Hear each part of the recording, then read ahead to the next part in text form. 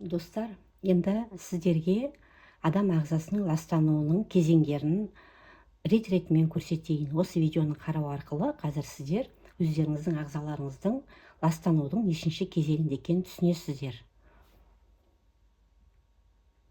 Адам ағзасының ластануының 7 кезеңі болады екен. Енді статистика бойынша 95% ауру адам ағзасының ластанғаннан болады екен. Оны 1955 жылы неміс ғалымы, дәрігер, химик, токсиколог, фармаколог Ханс Риккебек осы тұжырымдаған екен. Осы адам ағзасының 7 кезеңі болады. Осы адам ағзасының ластануының ол ең басында шаршағыштықтан ең соңында онкологияға дейін кезеңдері болады екен. Қазір енді бірінші стадиядан, бірінші кезеңнен бастап сіздерге барлығын көрсетемін. Мән беріп қараңыздар.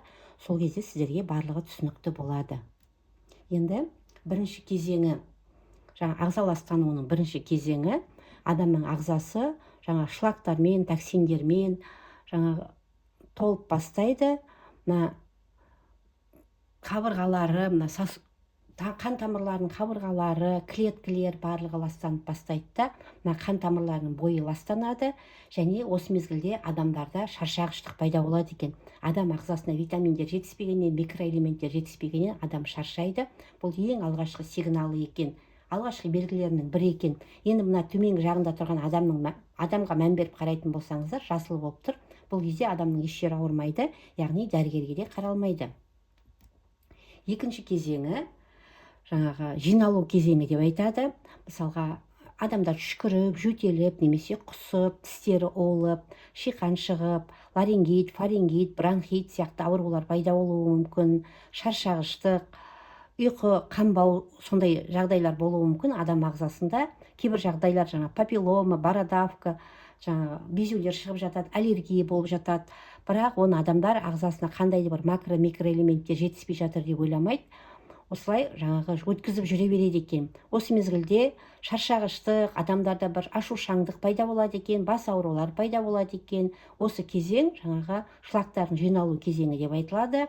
Есте сақтау қабілеті төмендейді, артериалдық қысымдары немесе жоғары болуы мүмкін, немесе төмен болуы мүмкін, және есте сақтау қабілетінің төмендеуі байқалады. Енді мына жердегі адамды қараңыздар, ол әлі жасыл болып тұр. Адам әлі өзінің ауырып жүргенін, ағзасында қандай да бір макро-микро элементтердің жетпей жатқанын байқап жүрген жоқ. Енді үшінші кезеңі ағза ластануының тканевой зашлакованность деп айтады, яғни ткандерге өтеді. Ағзаның ластануы басында клеткеде болды ғой, енді ткандерге өтті. Енді әртүрлі хронический дейді ғой, аурулар, созылмалы ауруларға келеді. Ол уже клеткалерді ластап жатыр. Әртүрлі клетка аралық ластану болып жатады. Ферменттер дұрыс бөлінбейді. Осы кезде осындай ластанумен, мысалға, өмірге бала келетін болса, әртүрлі генетикалық ауруларда болуы мүмкін дейді. Адамның ағзасына киста, липома, фибромиома, аденома, қуықта немесе бүйректе, өтте тастар пайда болуы мүмкін. Мына жердегі адамды қараңыз, әлі жасыл болып тұр. Яғни бұл адам өзін әлі ауру сезініп тұрған жоқ. Енді төртінші кезеңге мән беріңіздер. Төртінші кезеңде уже ластанған токсиндер теріге және өкпемізге қарай кетеді. Қақырық пайда болады, миома, киста, тастар пайда болады, асқазанның созылуы, тоқ-ішектің созылуы, ішкі органдарды қысып, бүйректе, бауырда әртүрлі қан айналымдарында өзгерістер болып бастайды. ВСД дейді, вегетососудистая дистония деп айтады оны. Остеохондроз, өттерде тастар пайда болып бастайды. Осы кезде де адамдар әлі ойлайды, ештерім ауырып тұрған жоқ, яғни дәрігерге қаралып керек емес деп. Бірақ бұл кезде уже әртүрлі доброкачественный опухоль дейді ғой, сондайлар пайда болып бастайды. Адам ағзасында миома, киста, аденома, простатит, мастопатия сияқты әйел адамдарда пайда болып бастайды. Отложение солей, остеохондроз, артроз, артрит, полиартрит сияқты аурулар адамдарда уже болады. Енді бесінші кезеңі стадия разрушения, деградация организма дейді, яғни семіздік пайда болады, полиартрит, артрит, ревматизм, цирроз болуы мүмкін, пневмосклероз, нефросклероз, остеоартроз, әртүрлі жүрек және бүйрек жетіспеушіліктері болуы мүмкін. Енді адамның ағзасының ластанғаны сонша клеткілер жайлап өліп бастайды дейді. Кішкентай клеткілер өліп бастайды. Нервный импульстар дұрыс бөлінбейді. Және инфаркт, инсульт, паралич сияқты, болезнь Паркинсона сияқты аурулар пайда болады дейді. Енді адам ағзасында осы мезгілде токсиндердің жиналғаны сонша әртүрлі интоксикация беріп, жаңағы обострениелер беріп бастайды дейді. Осы мезгілде адам ауырғанын біледі екен. Тек қана мына адамды байқасаңыздар, міне қызыл болып тұр. Осы кезде тек қана адам ауырдым деп дәрігерге барады екен. Ал оған дейін уже 5 стадиясы, 5 кезеңі өтіп кетті. Енді келесі стадия 6-шы кезең. 6-шы кезең жаңағы созылмалы аурулардың кезеңі, инфаркт, инсульт, язва, гангрены дейді. Уже ағзаның ластанғаны сонша дейді, ағза уже жаңағы нелермен күресуге күші жетпей жатырады деп сезеді. Клетка аралық жаңағы өзгерістер болып жатады, клеткілер жайлап өліп жатады. Дәрігерлер оны жаңағы құтқару үшін әртүрлі жаңағы камни в почках дейді ғой, мысалға тастарды алады, язвенный болезнь желудка болатын болса, мысалға жаңағы асқазандардан қан кетулер пайда болуы мүмкін да, соларды жасау үшін операция жасап құтқаруға тырысады. Бірақ операция ол жылдап жиналған токсиндерден құтқармайды. Осы кезде сигнал сос дейді. Уже осы мезгілде қазір бір нәрсе жасамасаң, ағзаңды тазаламасаң, жаңағы макро-микроэлементтердің орнын толтырмасаңыз, детокс жасамасаңыз, уже ары қарай жаңағы бұдан да ағзаңызға қиын болуы мүмкін де, уже сигнал сос пайда болады дейді. Адамды қараңыздар, уже ауырып, кәдімгідей сондай жағдайға жетіп тұр. Енді 7-ші кезеңі необратимые изменения в организме дейді, яғни стадия злокачествления, яғни онкология. Бұл кезеңде ағзаның ластанғаны сонша уже раковый клеткілер пайда болып бастайды, олар көбейіп бастайды. Сонда да ағза әлі жаңа клеткілерді пайда қылып күресіп жатырады.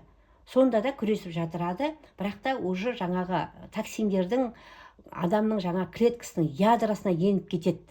Сол мезгілде уже дейтін жаңа адамға көмектесу өте қиын болып жатады. Енді бұл кезде де жаңағы кейбір кездерде білесіздер, қандай да бір жаңағы өнімді ішкеннен кейін онкологиядан жазылыпты деп жатырады. Ол адамның ағзасына байланысты. Адамның ағзасы сондай жаратқан біздерді. Біздер өзіміздің ағзамызға көмектесіп, жаңағы макро-микроэлементтердің орнын толықтырып, ағзамызды тазалап, тамақтануымызды дұрыстап, ұйқымызды реттеп, өзіміздің ағзамызға көмектесетін болсақ, біздің адамның ағзасы солай қалыптасқан, что біз өзіміздің ағзамызды емдейтіндей жағдайға жетеді екенбіз. Сондықтан да даже 7-ші стадия кезеңі болғанның өзінде де, 7-ші кезең болғанның өзінде де кей жағдайларда өте жақсы нәтижелер болып жатады. Енді күніне адамның ағзасында 1 секундтың ішінде 100 000 химиялық реакциялар болып жатады екен. Сол химиялық реакциялардың барлығына біздің ағзамызда макро-микроэлементтер жұмыс атқарады екен. Енді біздің ағзамыздың жаңа кислотно-щелочной баланс дейді, сілтілі жаңағы қышқылды ортасына осы макро-микроэлементтер соның барлығын қалыпты ұстап тұрады. Енді Merren Health компаниясы не ұсынады? Merren Health компаниясы жапондық өнімдерді ұсынады. Merren Health компаниясының өнімдерінің артықшылығы бұл жерде бір өнімнің ішінде ағзаны тазалап, макро-микроэлементтердің орнын қалпына келтіріп, және ағзаны қалыпқа келтіру. Яғни очищение, восполнение, восстановление барлығы 3 этапта ағзаны клетка деңгейінде тазалау жүреді бұл жерде. Сондықтан да осы өнімдерді алып ішуге кеңес беремін. Өнімдерден мықты отзывтар өте көп. Осы менің YouTube каналымнан қарасаңыздар болады. Өнім туралы ақпарат қажет болатын болса, менің осы видеоның астына комментарий қылып қалдырсаңыздар болады. Сіздерге толық ақпарат беремін. Енді осы презентацияны қарау арқылы сіздер өздеріңіздің ағзаңыздың ластанудың қандай деңгейінде екенін байқаған боларсыздар.